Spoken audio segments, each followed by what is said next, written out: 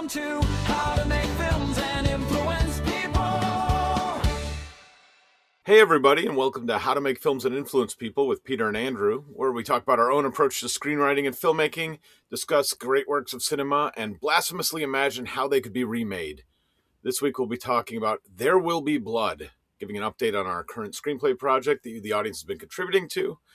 But first of all, I'm Peter, filmmaker, film professor, and screenwriter, and Andrew. Filmmaker, screenwriter, but not an oil tycoon by choice. It's a strong choice. It's a strong choice. Some would choose otherwise, but I'm with you on that one. We want to update everyone on our screenplay project, and I think this is an interesting little point that we're at as we're writing, and I just wanted to reflect on this because I think something that we've been working on is continuing to write this draft, but we have an outline, a very detailed outline. I don't know, 40-page outline or something that we're going off of. And I think it's an interesting point because I think of an outline as something that's really helpful when you're starting a project to figure out here are the main points that you're supposed to hit. You figure it out when it's a little bit easier to see, maybe in bullet point form or just short form instead of writing out all the dialogue and everything. But it's interesting now as we're working on the screenplay and going back to that outline. I think it's helpful also to sort of check in like, okay, we've now written this scene. Does this actually do what we want it to do right here in the script? And I think that's been really interesting to see how useful it is to have that outline. Yeah, we've had a few moments where we realize it's in the outline, and as we're writing, we think, maybe we don't need this anymore. Or we thought we were going to need this, and we don't. Or we thought this was going to be a very impactful thing or something that was going to move the story forward, and we have something better already, and we don't need that anymore. So I think there's, getting to that point, there is obviously things you have to start to do, and as you start writing, you realize this. But I think it's interesting how helpful it's been, and then how we've kind of evolved past it as we've been writing as well. So it's good, and then it's also, in some cases, not that useful. Yeah. But I think that is part of, I think it's still useful. It's just, It's nice to have that to bounce off of, as opposed to just sort of writing free form. You have that outline to say, okay, wait a minute, is this what we wanted it to be? Let's check in with it. But also question the outline and say, now that we actually see how the story is developing, maybe we were envisioning things, we thought that it wouldn't make sense here, and actually we could skip ahead or something like that. But I think it is helpful to have that as a reference point. Oh, yeah. Have you ever written a script where you've just followed the outline exactly? I feel like you're always going to change. Whatever your outline is, it's always going to end up different in some way, most likely. I don't think I ever have been able to just follow it directly. No, I agree. And I feel like that is something where the magic of creativity still is really present, that I think sometimes people are resistant to writing an outline at all because they just want to let the ideas flow, and they just want to be creative and not be stifled by being too systematic in it.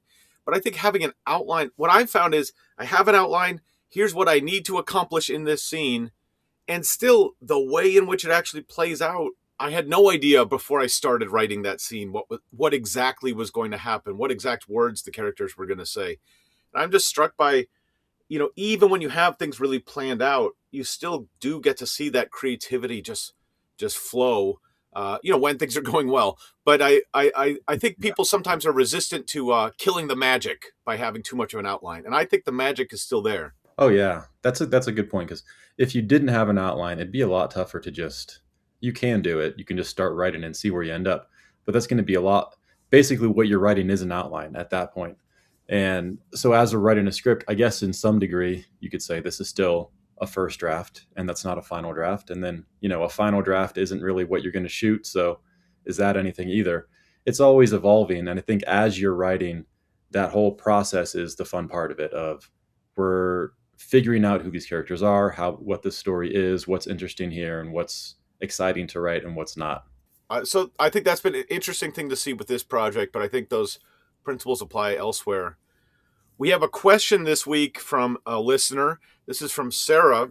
And I think this is a nice question because this is a little bit of a different take or a little bit of a different discussion. But she asks, let's see, she says, love the podcast. I've been watching since Good Will Hunting and really wanted to ask the question, what do you do when your significant other has different movie taste than you? I can't get my husband to want to watch the same movies as me. How do you make that work? I think that's a great question. I mean, that's not necessarily a film professional question, but I think as fellow film lovers, I think that's something that we all deal with. What's your take on that, Andrew? Yeah, this is like a life advice question. I don't think there is anything you can do to change. I think that so. I would say me and my wife have very different tastes in movies, and she has opened up her mind to watching certain movies, and then think that watching a movie and being okay. I understand why you like it. I don't really want to watch more of this type of movie, but I get it. And so a lot of times I just end up like this movie, There Will Be Blood. I just watched that by myself because it's hard to find somebody who really is into that movie if that's not your particular style. So for me, I would say you have something in common, but sometimes you're just going to watch movies by yourself, and that's fine. I totally agree. I think that you shouldn't. Well, I don't want to give people advice on their marriage or relationships, but it's tough Oh, to just go for it. it's tough to go into a relationship trying to change the other person, especially with Right. something as if they have major life things that they need to change. Okay, you stand your ground. Movie taste, television taste. Sometimes you got to let people do what they want to do, and so I don't think it's necessarily a question of changing the other person. But I guess I think going along with what you're saying, I think that there's a time and a place for different things. I think sometimes, they really want to share something with you, so you watch it, even though it's not really your bag. Maybe you really want to share something with them, but I think also it's fine to just watch things on your own, or have a friend, or check in with a podcast that you love where they talk about the films that you like. I think that's totally fine, and you don't need to share every identical taste and culture with your significant other. Um, and so I think I do think there's a value in finding things that you have in common. That there maybe on a scale of 1 to 10, the movie that would be a 10 for you is totally different than the one that would be a 10 for them. But you can both agree on something that's a 7 for each of you, and so you watch that together.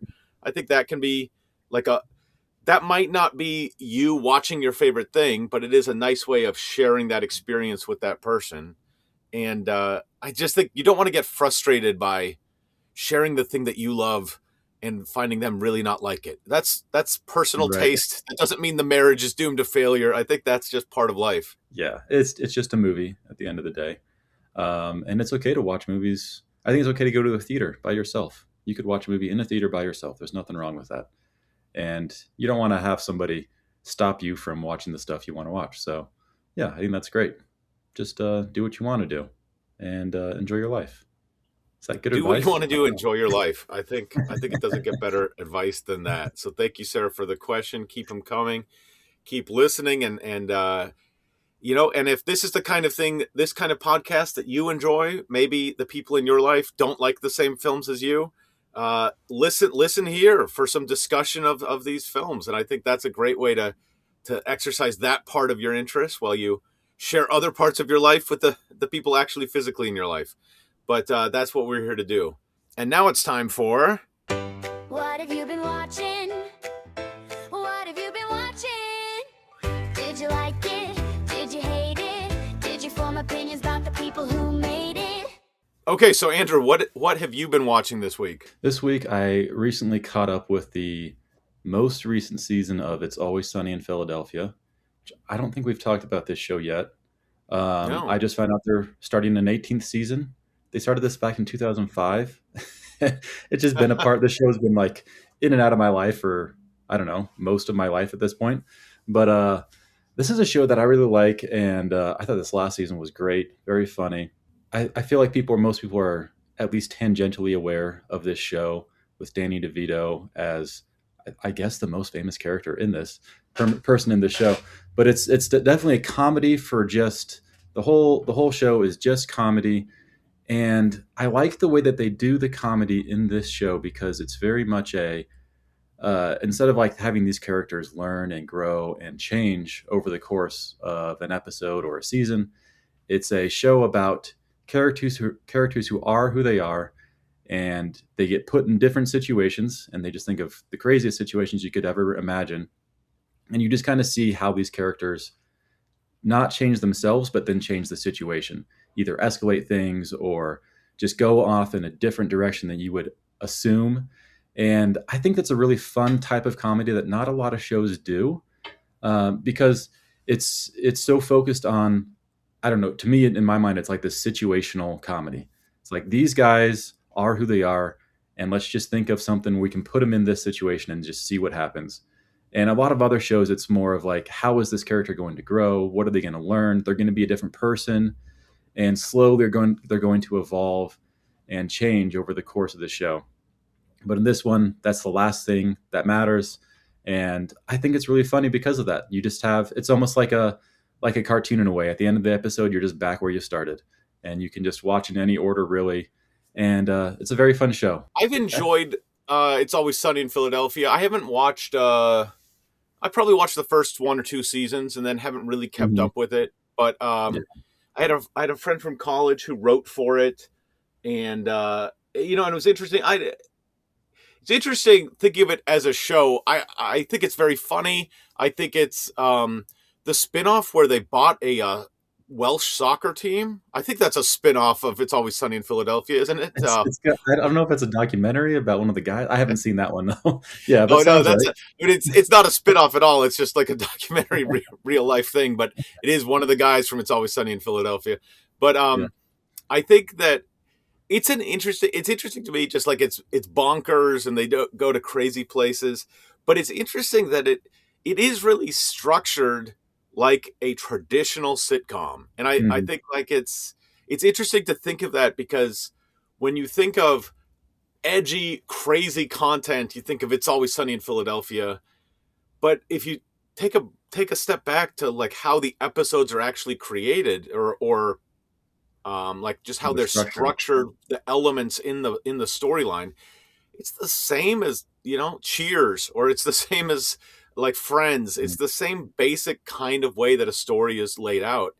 And so I think that's a good lesson for just like how important story structure is, that the same rules apply across the board, but also that like don't feel hemmed in by like, oh, I don't want to do something super traditional. It's Always Sunny in Philadelphia is a super traditionally structured show, and then Yep. it's just like, oh, now we're causing a race riot, or we're I don't know, weaponizing the homeless, whatever it is. It's just like it's insane, but it's like the Sex Pistols wrote pop songs, the like edgiest punk Yeah. songs, but they are at their heart pop structure songs. And I feel like that's Mhm. kind of the same thing here. There's no topic that's taboo for them. I feel like, a lot of people say you can't do stuff on TV like you used to be able to do. I'm like, have you seen It's Always Sunny in Philadelphia? I feel like any topic that exists that could possibly be offensive, they have covered, and they've done it, and they're still on the air. So it's very structured. It's the same like format every single episode, but you just have no idea where they're going to go, and it's kind of a fun ride that way. I watched this week The Smashing Machine. I don't know if you've Ooh. heard of this, but it's a movie starring The Rock, and it's about ultimate fighting. This guy Mark Kerr, who was a ultimate fighter, sort of early on in ultimate fighting, and it's an interesting film. I think if you like ultimate fighting, or like kind of combat sports, it's kind of it's a perfectly good movie, and it's kind of a fun way to see that sport shown in film version. I think The Rock is just a really dynamic character. Like, he's a dynamic presence that you enjoy Hmm. watching him. He's got so much charisma, and it's an enjoyable just to see him on the screen. It's an interesting movie though, because I think in some ways it's too realistic, or it's too like they're showing this guy who was very successful, and he also faced a lot of challenges, and he had some struggles with drugs and just struggles with getting older in a very physical game. But I almost feel like the film is trying to be too nuanced in telling the real, like the actual Mark Kerr appears in the film, and I think they're trying to be very charitable to him in the story. There's also a documentary that this is based on. I think that there's a little bit of I think sometimes you need to be a little bit more formulaic in a sports movie. Like, we want to see the rise and fall. We want to see things a little bit more dramatic.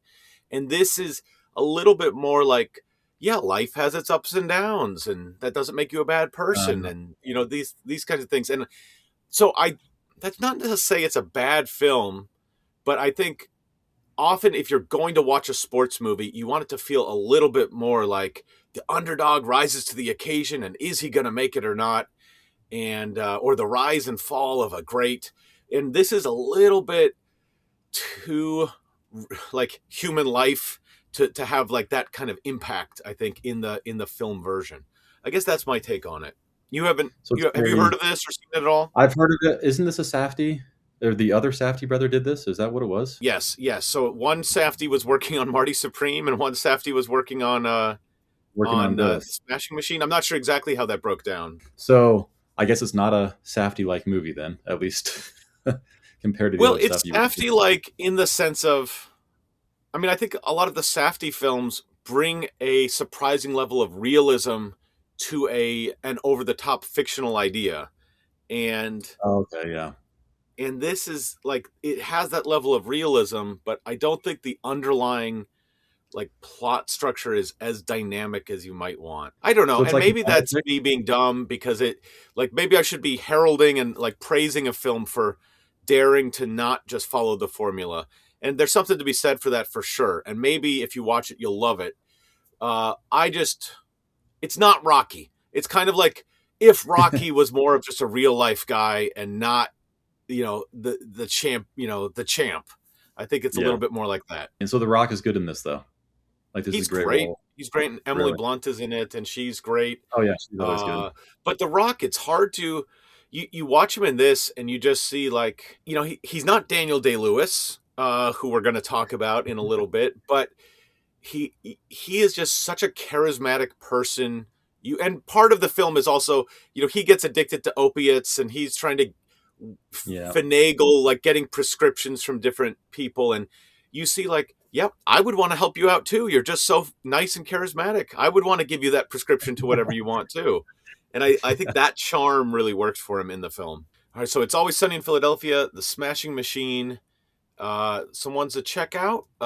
Maybe not the most ringing endorsement, at least from me, but I think definitely worth checking out. And we'll be right back after this. We've been asked to read some testimonials about Dunkin' and Bliss ice cream. Oh, really? What are people saying? Well, here's one from Margaret in Ohio. I ate Dunkin' and Bliss ice cream and then got promoted at work. Coincidence? I think not. Wow. Here's another from Brad in Texas. Dunkin' and Bliss ice cream helped me parallel park for the first time. Now I believe anything is possible. And Susan in Vermont. After trying Fat Boy Butterscotch, I can subtly understand what my dog is thinking. Turns out he loves watching Bachelor in Paradise. And here's one from Mike in Florida. Dunkin' and Bliss ice cream gave me the confidence to call my ex-wife and tell her I'm doing just fine without her. Way to go. And finally, from Jennifer in Oregon. I used to be lactose intolerant, but Dunkin' and Bliss ice cream convinced my digestive system to make an exception. These testimonials are 100% real words spoken by us. Dunkin' and Bliss ice cream. Are you ready to see what it can do for you? And we are back. All right, so let's get into our film of the week, There Will Be Blood.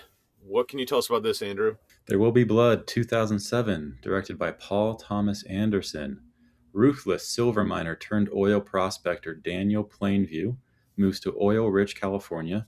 Using his son to project a trustworthy family man image, Plainview cons local landowners into selling him their valuable properties for a pittance. However, local preacher Eli Sunday suspects Plainview's motives and intentions, starting a slow-burning feud that threatens both their lives. I think slow-burning feud is a kind of a quick way to sum this movie up, if you had to. This is very much a movie that takes its time. It's very patient. It feels very deliberate in how everything is framed and set up, and every camera movement.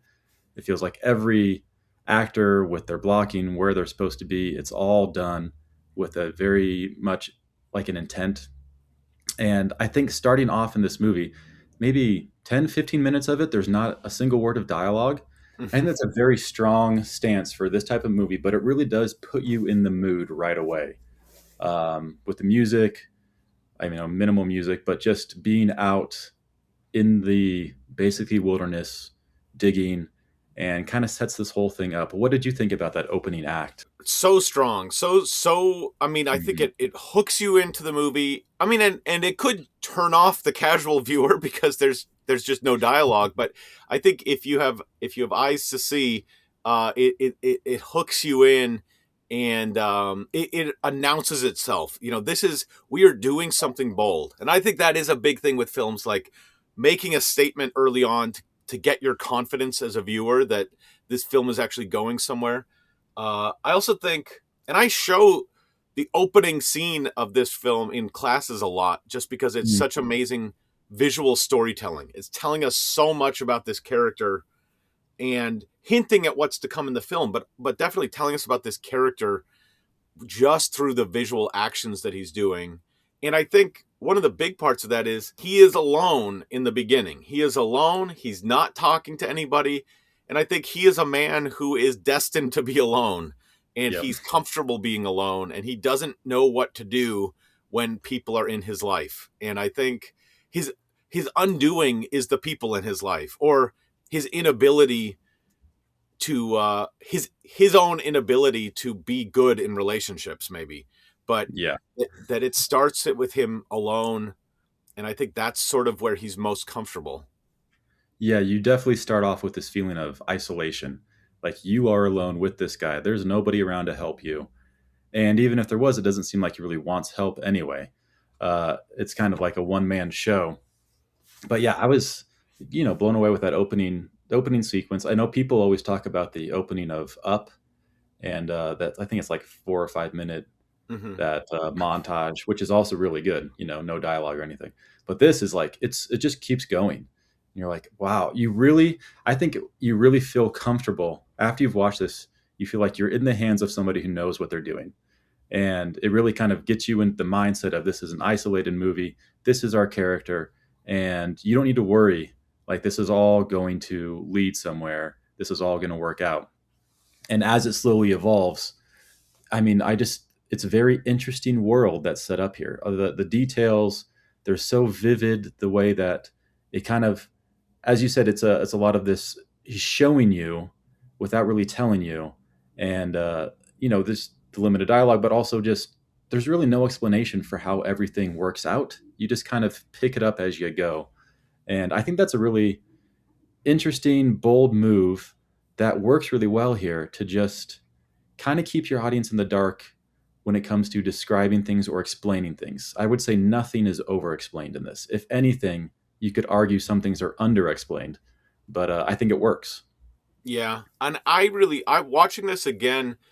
I'm just so struck by how good I think the film is, but also how much better I think it is on repeat viewing. That I think it works. It's not necessarily like a film that feels like homework. I think it works on first viewing. There's enough that makes sense right away, but the more you pay attention to what's going on, the richer it is, and I think it really does reward. And I've got some thoughts on some specific things in here, but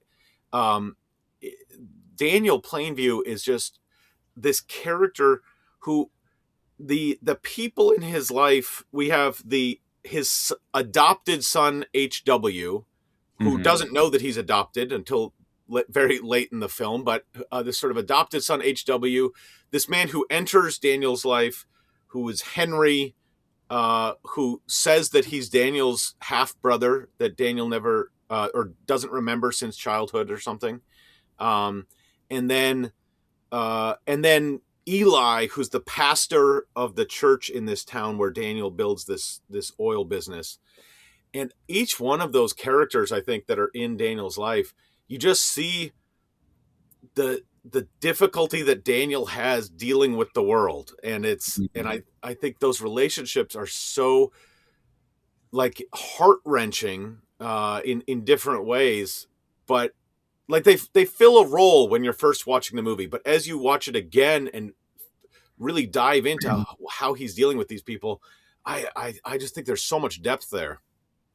Yeah, these characters, you could have a movie just with each one of these characters as their own movie. I feel like they're just so well written. There's so much depth to them.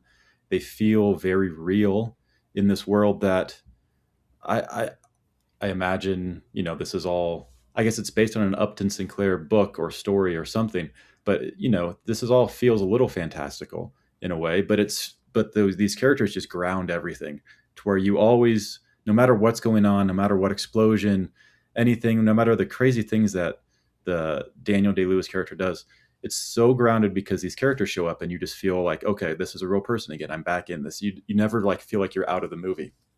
So I think that's really well done on his part. Yeah, I guess there's a book called Oil that Paul Thomas Anderson had read and sort of based or like used as the jumping off point for the film, but then because he both wrote and directed, but Yeah. but then he said he didn't want to call it Oil because he had diverged so far from what that book was, sort of just Okay. using it as a jumping off point, not a filmed version of that book.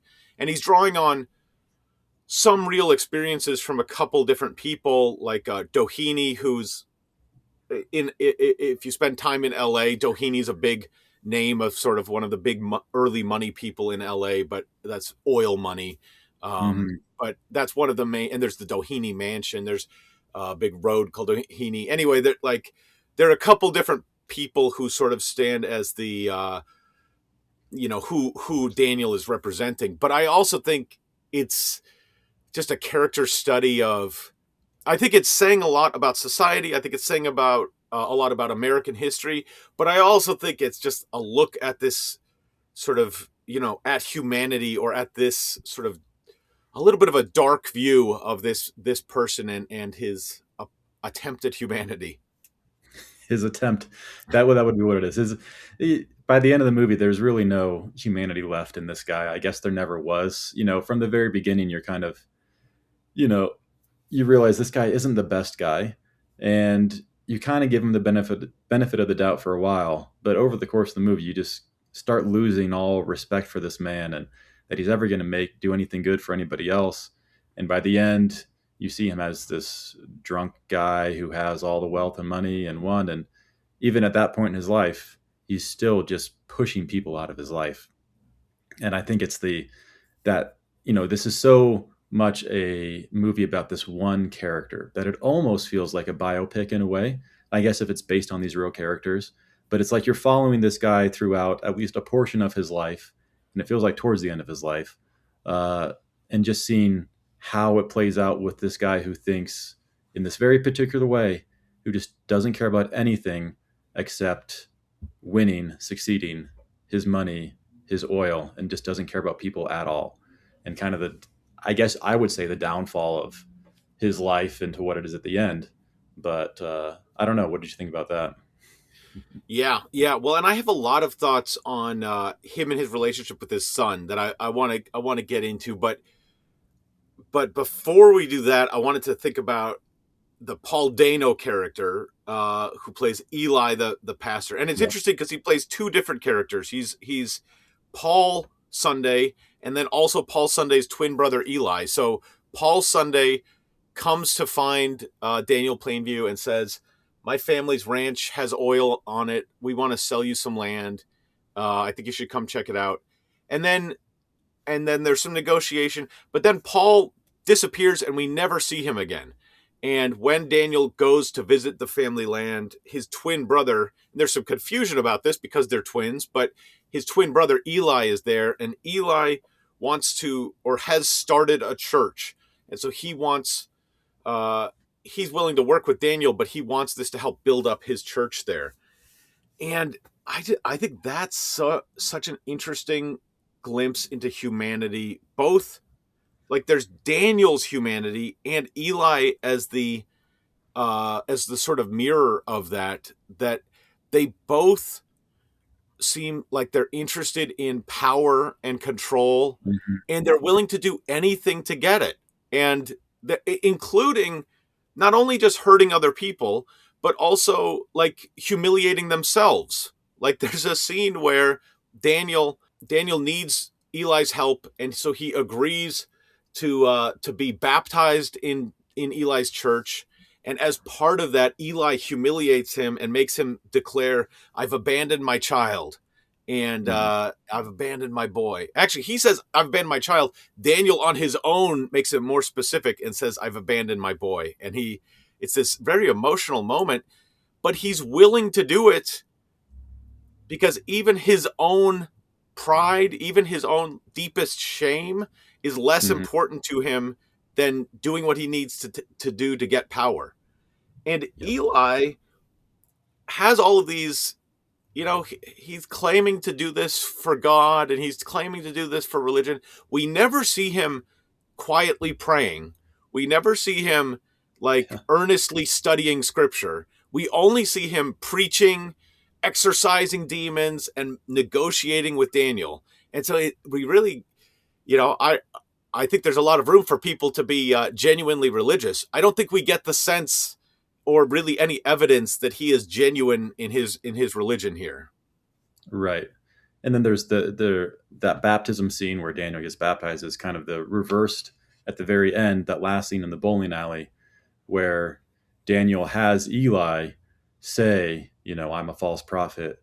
And Eli, you're like, oh, he's not going to say that. It's like he is. He's going to say that because he's really just after the power too. He will say whatever he needs to say to Yeah. get the money.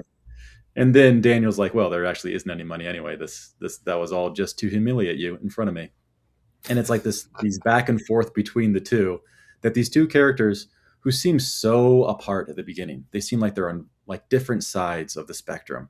But by the end of the movie, you're like, oh, they're basically the same person. They just chose a different occupation, and they're after the same thing, and they kind of deserve each other in a way because of just how much alike they are and how they use people in their lives to get what they want. Yeah, there's another scene earlier on where after Daniel's son HW gets injured, where he takes out his anger on Eli, and he drags him and pulls him into the mud, and it's this scene. I mean, it definitely seemed to me. It looks like maybe he's going to kill him, maybe he's beating him up, but it also definitely seemed to me like a baptism, that he's baptizing him in the mud in Oh this way that yeah. foreshadows the later time when Eli baptizes him.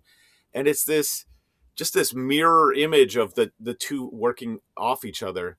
And it's interesting to me too that we meet some of the other oil people that, in the restaurant in town. The big oil people come through, and Daniel is, he's it's a very different relationship that he has with them than he has with Eli.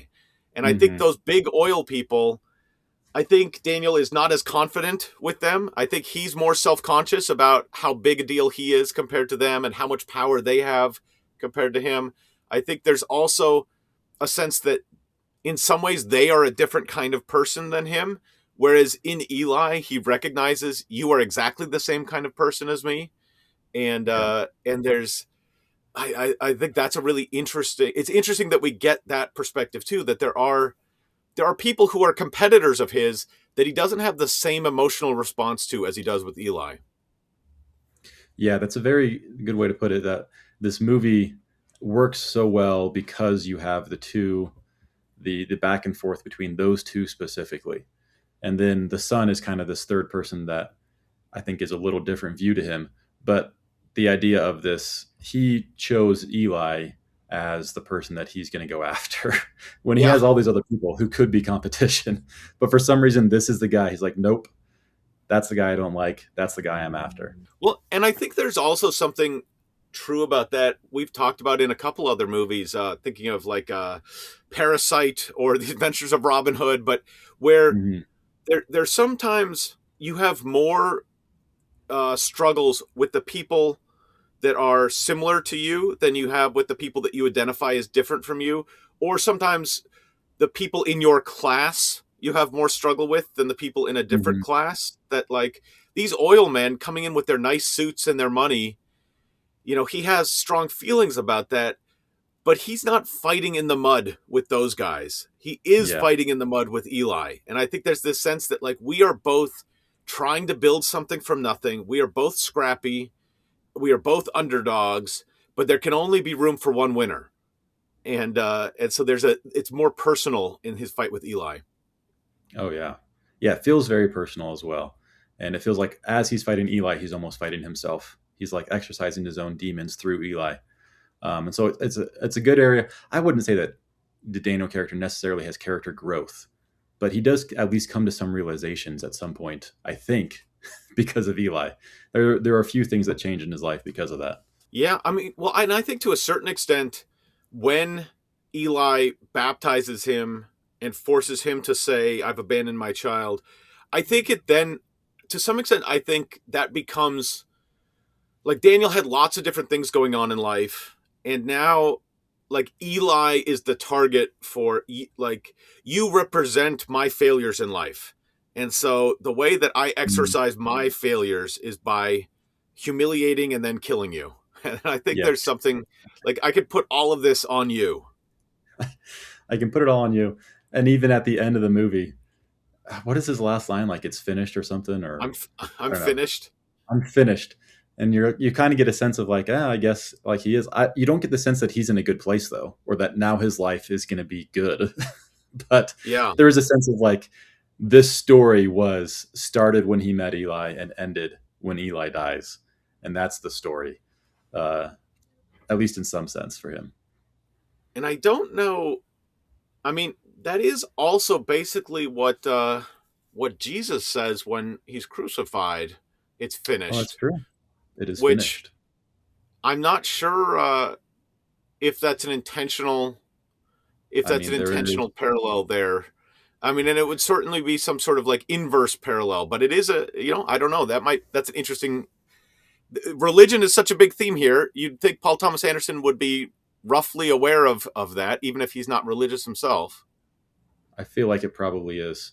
Everything in this movie feels like he knew what he was doing. Like it's really, really well. And just watching it, like I'd seen it before, watching it again, you pick up on so much more. Because it's just the first time I think you watch this movie, there's not a lot of explanation. There's not a lot to follow. You just kind of have to watch and just figure it out. But watching it again, there's a lot more depth to this. There's so much to it that you don't realize at first glance. So now I want to talk about HW, the relationship with the son. So this is a personal relevance to me. So I have a son who's deaf, not from a freak gasoline fight accident. That's Zoolander. This is slightly different than the freak gasoline fight accident, but not that different. But so like having a deaf child is something both that is very personal to me, but also that I then know a lot about deaf history. And so it's interesting to see things through that lens. But getting to that in a moment, the one question I had was, we see Daniel. So HW is orphaned. One of Daniel's workers dies, leaves HW behind. And so Daniel raises HW. And it really seems like he accepts him as a son and he raises him and he loves him. It really seems like that. And he takes HW around. And I feel like part of the curse of Daniel is that even though I think he does genuinely love HW, he also uses HW as a pawn to say, I'm a family man and that it's me and my son. And so you should trust us more. And I think that's fine, kind of, but I think it's impossible for Daniel to just purely love somebody without turning it into some way to make more profit. Yeah, it's almost like he doesn't want to admit that he actually loves his son, because it seems like he's doing these things that seem like a father would lovingly do. Even in private, it seems like they're doing things together. But almost in his mind, I don't know what's going on in there, but like he can't admit that he's doing something from just kindness or just love. And so I feel like he's almost forcing himself to use his son in a way, to claim it as something more than it is, just to be able to live with himself and not admit that he has a soft spot for anybody in his life. Even when his brother comes to town, I feel like that as well. It's like, is this his half brother? He wants to, but then I think there's part of him that just revolts at the idea of having somebody important in your life, of having a relationship that matters. I don't know. Well, and I think that moment with his brother where he does, he's on guard, but then he softens, and they have this like really sweet moment swimming and playing in the watering hole or Mhm. whatever. And it seems like, or is it the ocean? I don't know where they're. It was the ocean. It's a lot of water. Yeah. But he really lets his guard down, and then the brother doesn't recognize like an inside joke from childhood, or it's like he makes a joke about taking girls to the peach tree dance or something, and it's like Mhm. the brother doesn't recognize that at all, and that tells Daniel, okay, this isn't really my brother. And I think, and then he kills him. But Yeah. I think, like, I don't think he kills him because this is too dangerous to have him there. I don't think he kills him because the brother's trying to steal his money. I think he kills him because Daniel let his guard down, and he let this guy, like, he let himself be sensitive and open to having a brother, and then finding out that the guy was a fraud is so hurtful to him that he needs to lash out. And it almost seems like it's not that I'm so angry at you, I need to make you not exist anymore, because that would be proving that a soft spot in me still exists, and I can't Right. let that be. Yeah, that makes a lot of sense. It's like he's proving to himself, I never needed this guy. This mistake that I made no longer exists. It's Yeah. not there anymore. So it's gone.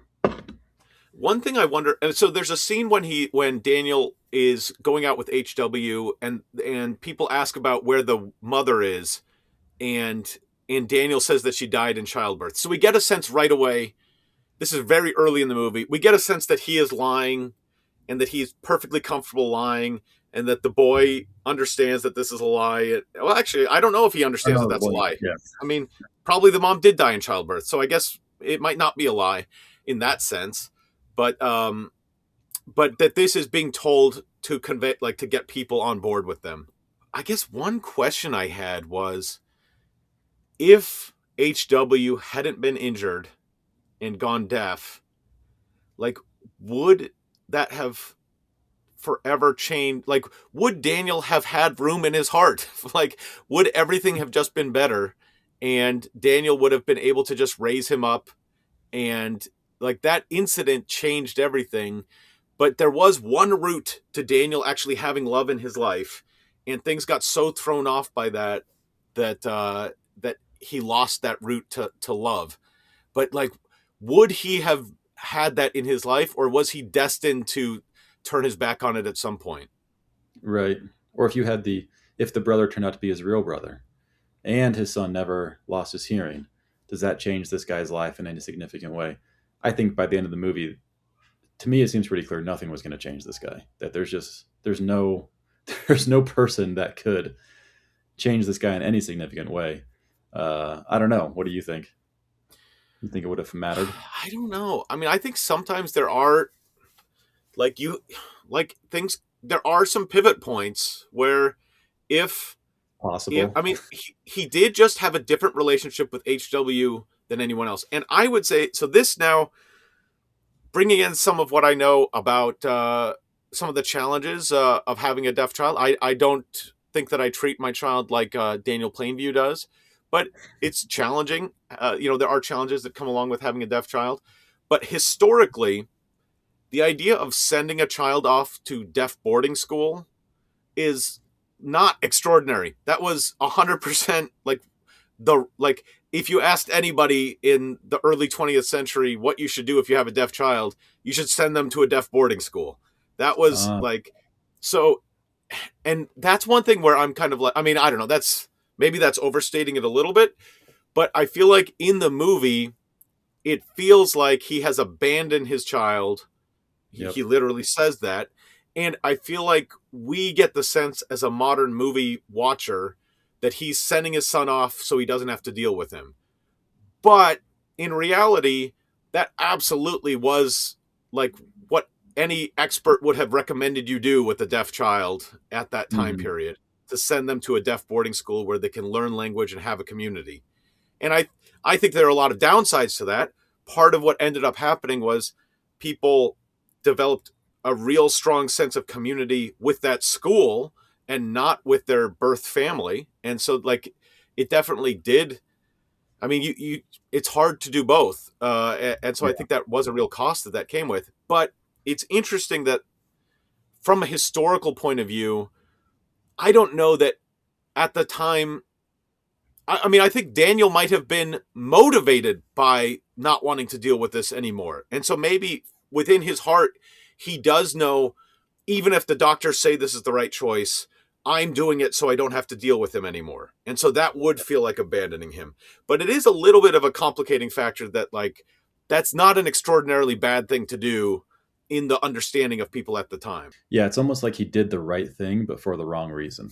At least in his heart, he felt guilt about it to some degree. Even, you know, in that baptism scene, it feels like he's genuinely like coming to terms with the fact that he just wanted to get rid of the son because he was annoying him and he was a bother. And he has some guilt about that, even though the son needed to learn sign language. The son came back with a teacher and has a whole life that by the end of the film, the son gets married and you think, you know, he's leaving his dad because obviously that's a very tough relationship to have. But the son seems like he's in a good place, at least compared to Daniel. He seems like he's in a much better place and he has a life. And like he could have the potential to have a really good life. And so I think that did work out.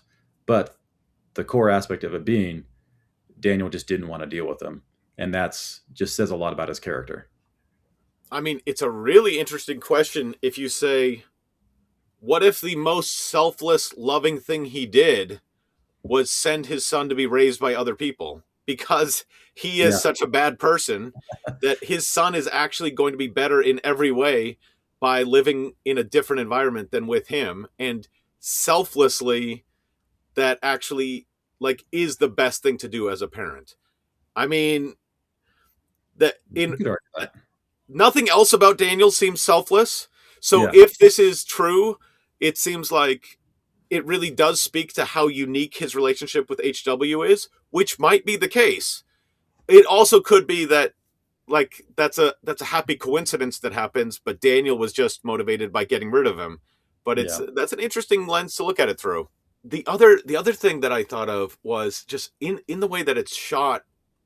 I mean, the cinematography here is just so rich and interesting.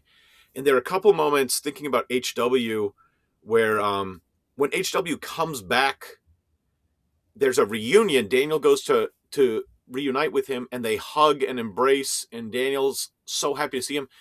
But we stay in a super wide shot. Mm-hmm. And I think that's a really interesting choice because it doesn't, like if you went to a close-up, then you would be saying, yeah, we should feel like there's this closeness between them. Like we should feel this, the reality of this, you know, the happiness of this reunion. But the film is basically saying, like, not so fast. We're going to keep our distance. Like he might be saying nice things, but let's not actually think this is that intimate a moment. Right. That's one of the scenes that stuck with me. Just watching this movie, that scene where they're kind of laying the pipe, and it's a really long shot, and it just kind of pans over, and then you see HW come in the car. Daniel DeLewis goes over there. They hug, they embrace, they walk, and it just stays wide, and you get this sense of just how big of a picture everything is, how beautiful the landscape is, and how, you know, not intimate everything is. It's just very much everybody's in this shot. There are things going on in different areas, and you don't ever feel like you're close to anybody. And I feel like that's intentional.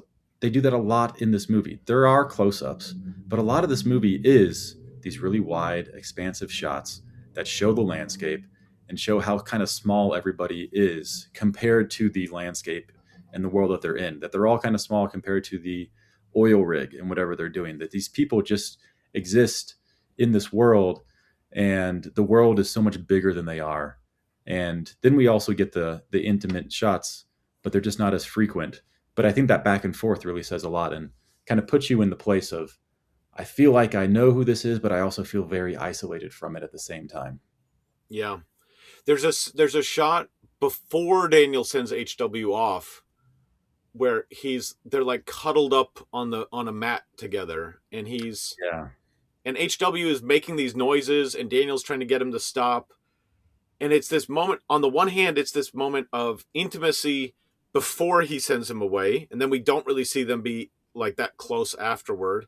It's also this like moment where it seems like this loving fatherly embrace, but also he's just trying to stop his son from making these noises, and it's like, oh, it's a tricky moment. The other thing I thought of, when HW gets injured, the oil is gushing up, and I think I mean, it's a problem for the oil to have burst through, and the weld be broken. Like, that is a problem, but it also is symbolizing, like, there's all this oil here. There's all that's money that's representing there is all this money here, and the money is coming up, and you are destroyed at the same time, and it's sort of visually this trade-off of, you get this money, but you're losing your son, kind of. Losing your son. And it does seem like at every moment that he's presented with these options, like, do you care about more your son or more about the money? And every chance and every option this comes up, he always chooses the money. Because even in that scene, his son is just injured. He was scared for his life. He lays him on the table, and he goes back out there, and he tells the guy who he's with, he's like, this is great news. Like, this is amazing. There is a ocean of oil under here, and he's like all excited and happier than he's ever been because of what's happening. It's proving he's going to make a ton of money. But 2 seconds ago, he was worried about his son's life. And so it does seem like he moves on to what he really cares about right away. And even any scene that seems intimate, seems like he cares with his son. At least from my perspective, it seems like it's all clouded by this. He has an ulterior motive, and he has this chance to really care, and he just never commits to it. He can't do it. He just is his own undoing. It's tricky. So one question I had, as we're sort of wrapping up on this, I mean, I could keep talking about it, but there's a film about Steve Jobs. I think it's Jobs by Aaron Sorkin, but where Seth Rogen plays Steve Wozniak, and he says to Steve Jobs, you can be a genius and not a jerk. Basically, is what like, you don't have to be both. I guess the question I have is, we spend so much time seeing the harshness of the landscape. We see things blow up. We see things fall and break. Is the only way that you build this oil wealth by being a tough, heartless person? Like, is that part of the message of the film, that, like, if you are pursuing this, the only way to do it is by prioritizing this above all else? Or are there lots of other happy people who do this, and he's just a bad guy?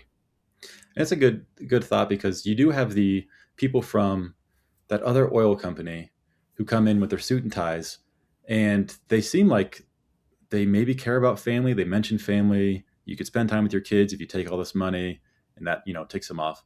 But you do see other oil people, and they seem like they're a lot more well-balanced of people than the Daniel Plainview character is in this movie. It seems like they're showing this isn't the only way. You don't have to do this, but this is the way that he's chosen, and he doesn't believe there's any other way.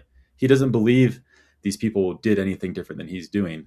He thinks underneath it all, that's how you have to do it. Even you look at how he clocks Eli right away, because he realizes Eli is doing the same thing he's doing. But I think he thinks that of everybody. Everybody's manipulating everyone. Everyone's doing it the way that he's doing it, and that's the only way. While as an outsider audience, you can see that's really not how everybody is. But I think in his mind, that is. Yeah. All right. So how does this stack up? Where do you feel? Would you recommend this? Is it worth watching at all? Should we just forget about this film? What would you say? So here's my personal thoughts on this movie. I think it's a great movie. I would recommend it. I really enjoyed watching it the second time more than the first time. For me, I don't love how this movie ends. It seems like you get all of this story that kind of meanders, and there isn't this emotional payoff that I was looking for personally. I feel like the movie's kind of at this one level, which is like a little bit of intense, a little bit of unease, almost horror, but not quite. And it just kind of rides that the whole time, where you kind of almost feel like the same, emotion the whole time. And I don't feel the ups and downs. And so by the time the movie ends, in my mind, there's this sense of like, okay, we went through all of that just to get here. That's where this ended up. I mean, it makes sense. That's where it ended up. And I understand like that's a good way to end it, but I didn't feel like the emotional payoff, the big moments, they just didn't land for me in the same way that I personally don't feel like I love this movie. I recognize it's a great movie, but it just doesn't hit me personally, if that makes any sense. Yeah, no, that I think there's something to be said. I mean, I think there is a challenge, and I don't know if this is what is striking you, but Daniel seems like he doesn't seem like he goes on a journey of change throughout the Yeah. film. He's pretty much the same character in the beginning as the end in many respects, Yeah. and that can be a challenge in storytelling. That could be what it is. I feel like it's a lot of drama. If you like drama, there's tons of it, but it just seems like drama for drama's sake. And I don't love drama enough to just take that. I don't know. You know what I mean? Like if it was a comedy, I could be good with just comedy and no payoff, with no personal growth. But for some reason for dramas, I don't know, maybe it's a personal thing for me that I need to see personal growth or some type of payoff in some way that I'm looking for. It just didn't land for me like a lot of other movies do. But there's just so much it has going for it though that I love as well. So kind of a Yeah. mixed bag for me. I think one thing I would say about the ending is, and I hadn't thought of this before, but I think, when you think of like story structure, building up to a climax in the third act, and then you have what they call the denouement, where you kind of like wind down after the climax. What's interesting about this film is right after he kills Eli, like the Yeah. servant comes in and is like, do you need something? And he's like, I'm finished. And so there's in that sense, you think that this is like this big climactic battle between the two of them, and like then there's like no denouement, like there's no like come down after this. Right. But I think to a certain extent, the climax of the film is his conversation with HW, because Mm-hmm. like this is the real dramatic question. It's not whether Daniel will defeat Eli. It's, can Daniel love? And is Daniel capable of having Yes. both love and money? And because HW, we have a little bit of a prologue where Daniel does this mining on his own, and then we meet HW right from the beginning, right after that. Yeah. And I think his dealing with HW, it's the one question of like Eli is in some respects just kind of an obstacle toward Daniel getting what he wants. HW is this dramatic question of, am I this kind of person or am I this kind of person? Am I capable of love or am I only capable of greed? And I think in that climactic scene between him and HW, he says, I'm only about greed. And he disowns HW. And I think coming out of that, I think he kills Eli. I think that scene with Eli is the denouement, where it's just like, well, He's coming down. now that I have revealed myself as someone who only cares about greed, that was the climax of the film, and now I just have to destroy myself by destroying this mirror image of me. Right. It's like a self-destruction. It's Yeah. like I pressed the button and you're just waiting for the bomb to go off, and it does. And that's just the natural conclusion of how that story ends. This is just who he is. He just killed himself, basically. Yeah, I think I think he basically is killing himself when he kills Eli, and I think that's what that represents, kind of.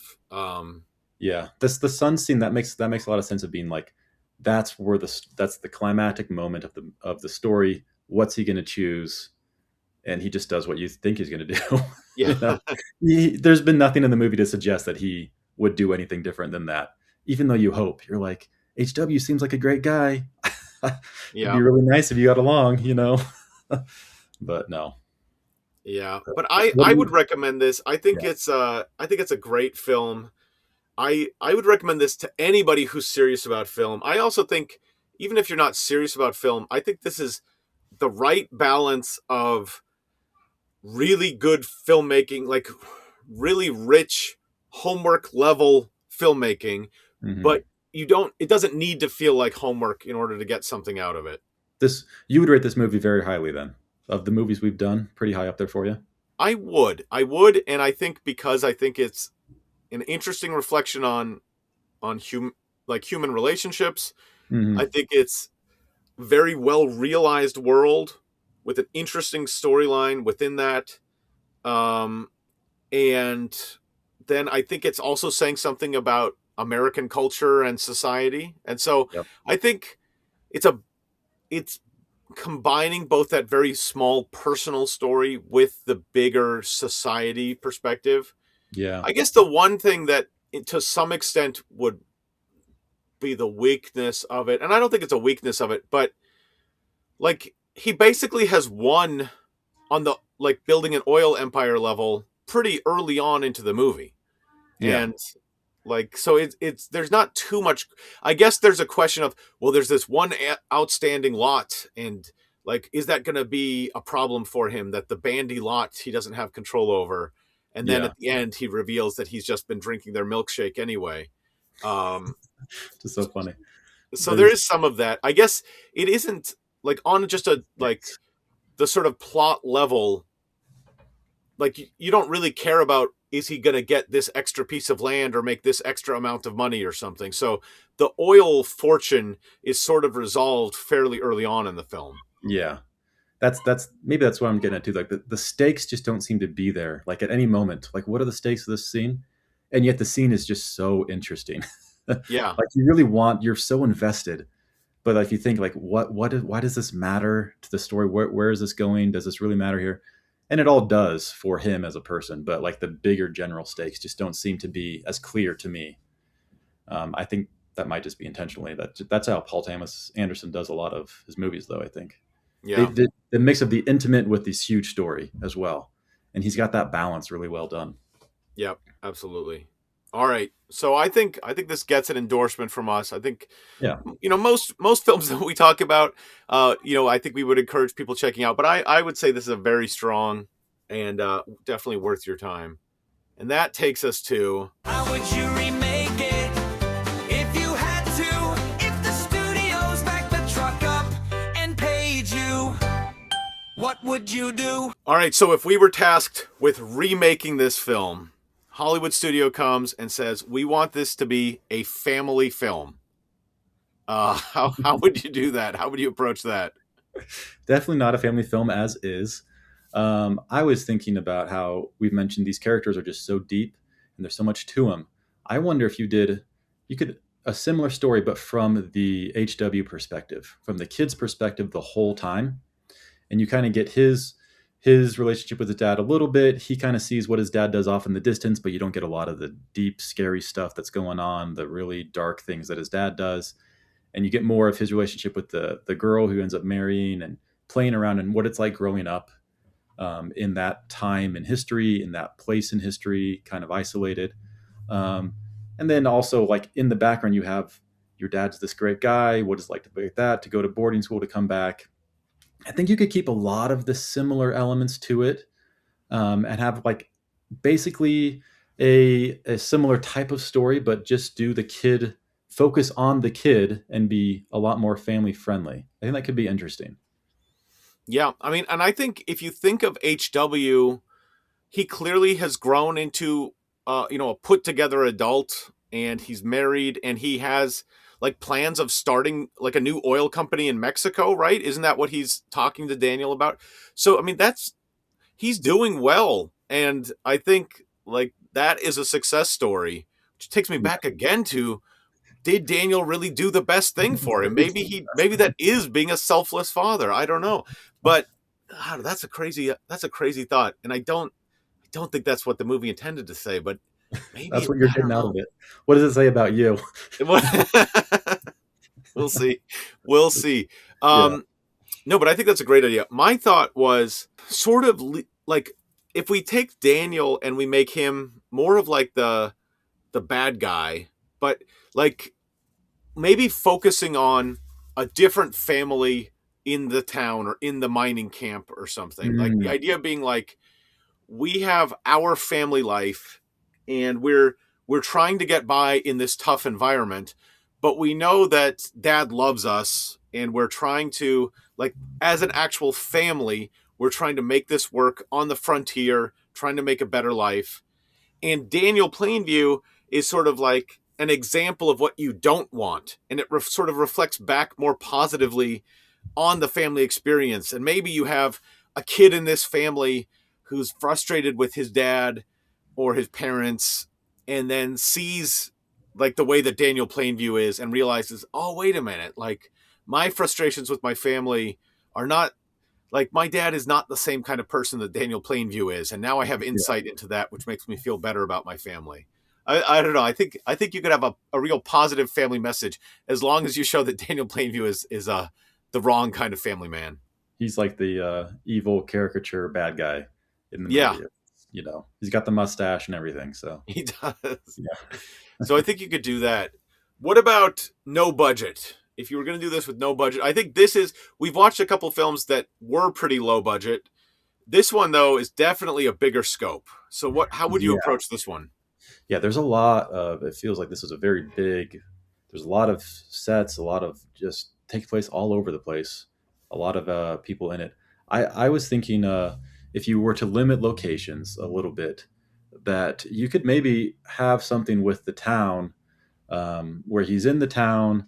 They have like a nice oil town. There's people around, and you just kind of stay in that town the whole time, and you get rid of the huge explosions, and it becomes more of like a personal drama between him and his son, or between him and the town's people, and it's like a drama about relationships, and less so about the people that he kills and hurts along the way, and like the huge explosions and all of that. And I think you could keep the church in there as well with the Eli character, but maybe instead of just being this, it feels like a big epic movie, and just really hone it in and be like, this is just a personal relationship story about how this guy lives in this world with these people. What did you have? Yeah, I mean, I think, we really only see at the very end any kind of like opulent wealth. So there isn't too much of that in this, but you do see just the big scale of the oil operations and the explosions, which would be hard to do. I guess I was thinking I think you could limit the cast more, and keep it to just a few of the characters. I mean, there really only are a few characters that matter, but Yeah. you could cut out basically completely a lot of the other characters. And I think, yeah, I think you could shoot this in a way. So much of this is just in the landscape that I think you could, if you just cut out the oil wells from it, I think you could still do most of that storytelling just on the landscape itself, and not in the not build all those sets. But I guess I was thinking also of the church as, if you really wanted to narrow down to one location that sort of centers on, and I guess if you were thinking of this as not just decreasing the budget, but reimagining the film in a way with no budget, I think if you had taking some of the core elements of this story, but dealing with Daniel and confronting Eli in the church and around the church, it's maybe it's over different periods of time as things move forward, but I think you could show like really their relationship sort of demonstrating where we're at in the in moving things forward with the oil empire. But it's always coming, we're having those conversations in the church, we're having those conversations in one sort of limited location.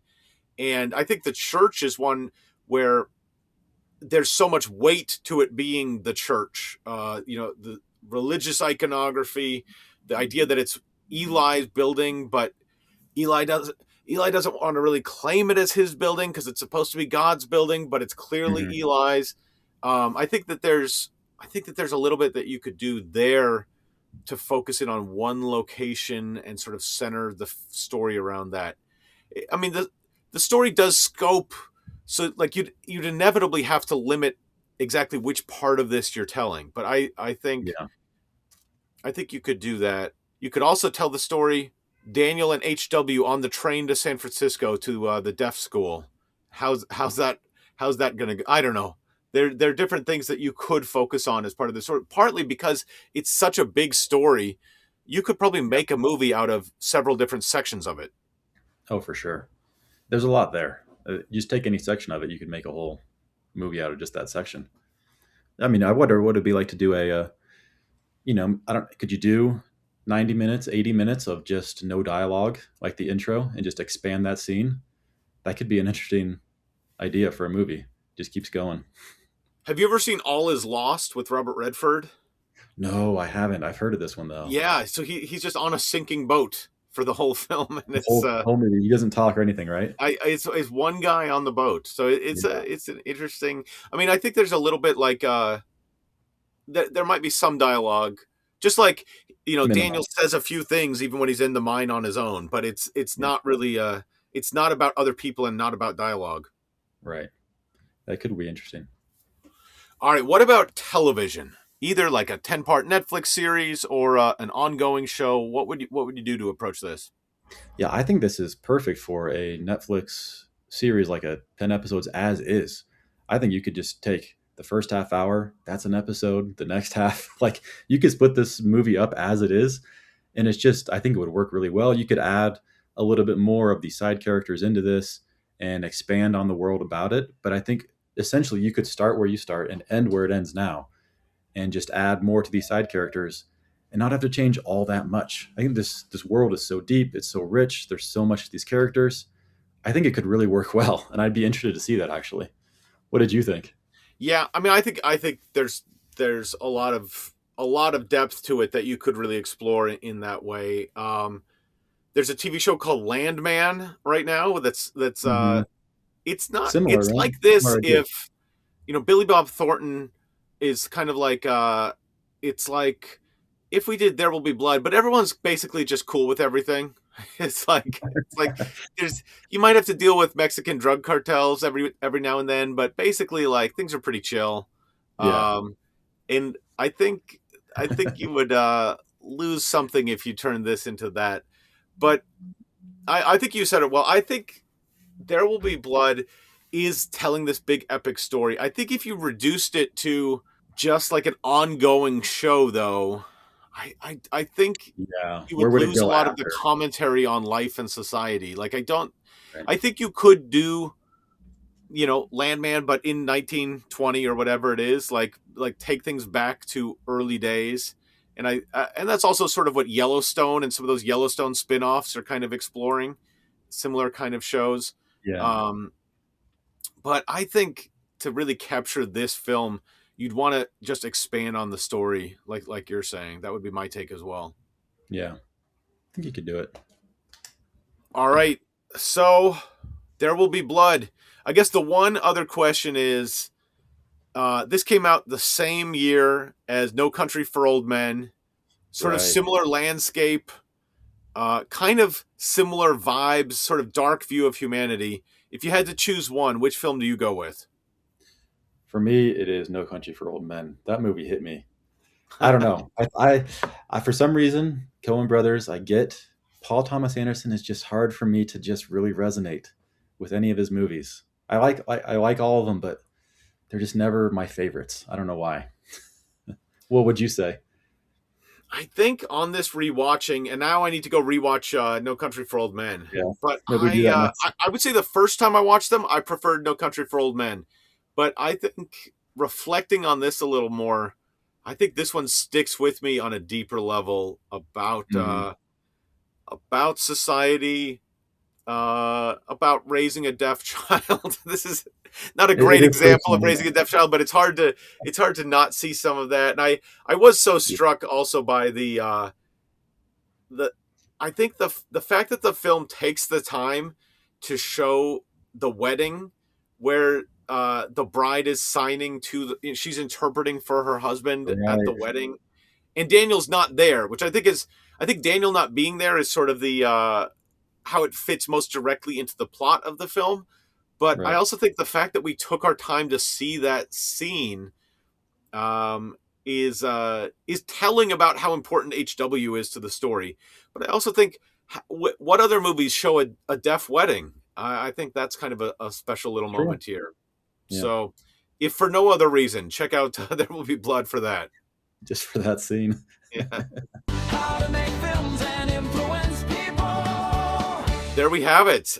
Thanks for joining us for this episode of How to Make Films and Influence People. Check us out at howtomakefilmspodcast.com, and we'll see you next time.